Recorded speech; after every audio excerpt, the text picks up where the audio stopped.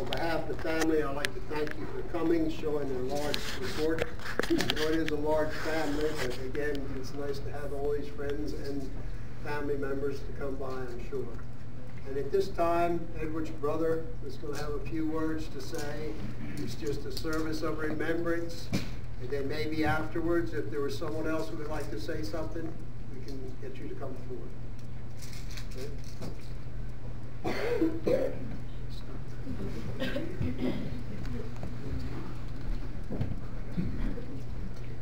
Water. It really is water.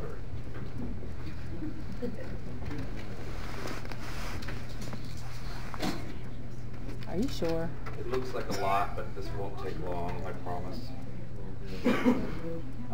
I'd like to thank everyone for coming today.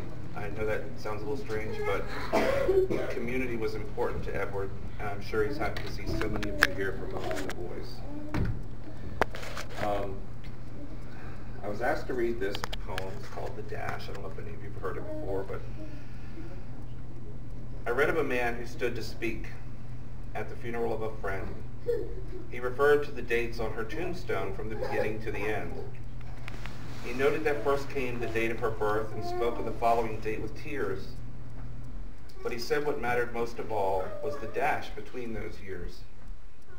For that dash represents all the time that she spent alive on earth, and now only those who loved her know what that little line is worth. For it matters not how much we own, the cars, the house, the cash. What matters is how we live and love and how we spend our dash. So think about this long and hard. Are there things you'd like to change? For you never know how much time is left that can still be arranged.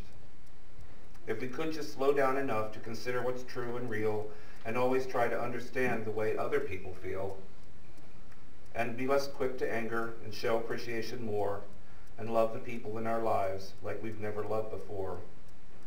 If we treat each other with respect and more often wear a smile, remembering that this special dash might only last a little while.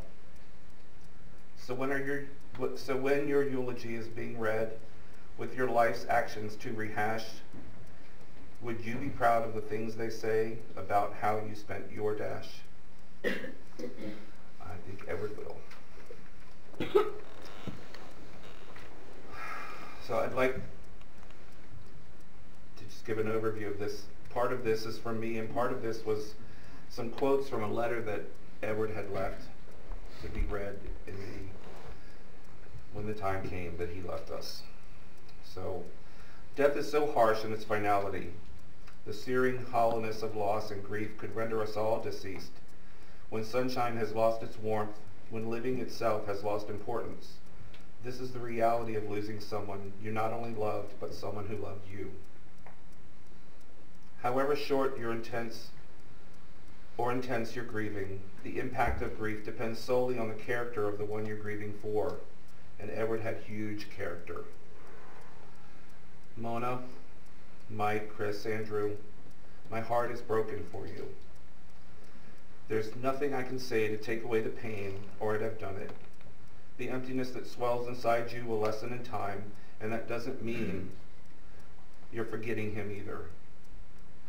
Let his memories heal you, and the day you hear his voice in yours, smile, because he sure will be.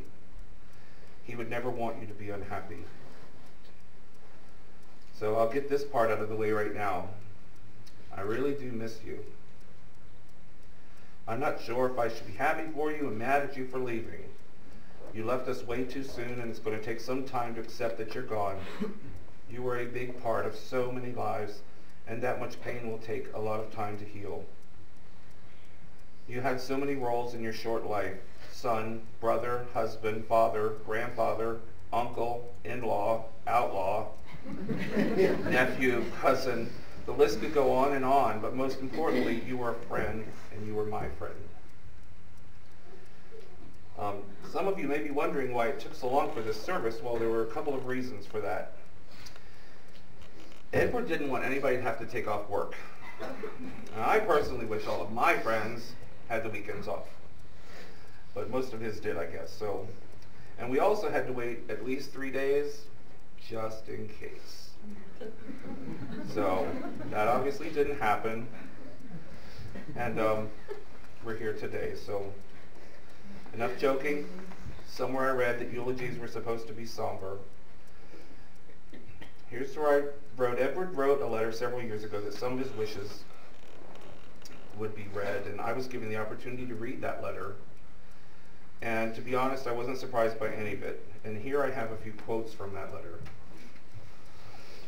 I want a plain wooden box, one that's not too perfect, just like me. And I thought, well, that's one statement that spoke volumes of the man that he was. He never needed fancy or expensive because his riches came from within and from the family he loved more than life itself. And I really love this next one. Sometimes I feel entitled to get angry when the world doesn't seem fair. And I'm like, I can handle the anger part right about now. And I said, he didn't fight for himself. He never did. He fought for others. He'd take his losses gracefully, but cross someone he cared about.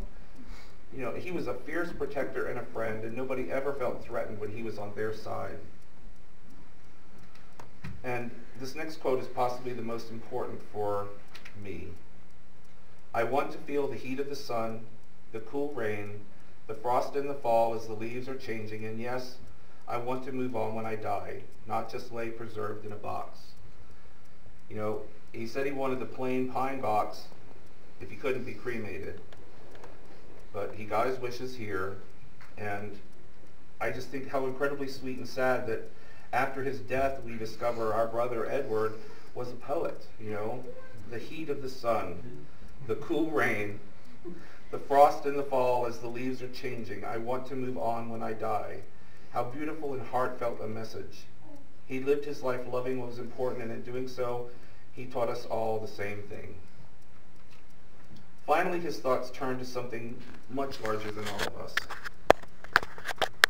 I think there's a much bigger picture, he said, bigger than any of us will ever know until we get there. I hope when you get there, the trumpets blasted and angels sang. I hope familiar faces greeted you and the gates, and most importantly, I hope you're happy. 54 years old was not what I imagined would be your age at your death. We were supposed to grow old and grumpy together, raise our grandchildren, laugh and drink in life.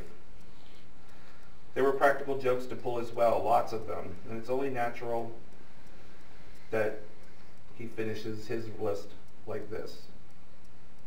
So with being said, and me being gone, I'll say this one last thing.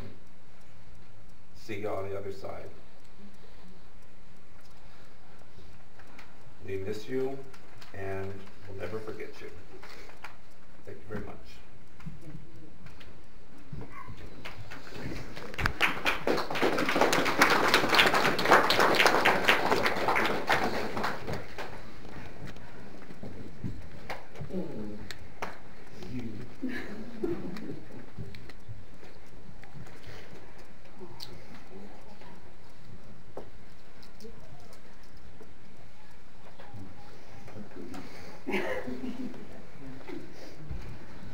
Anybody else would like to say something? I guess this is the time you can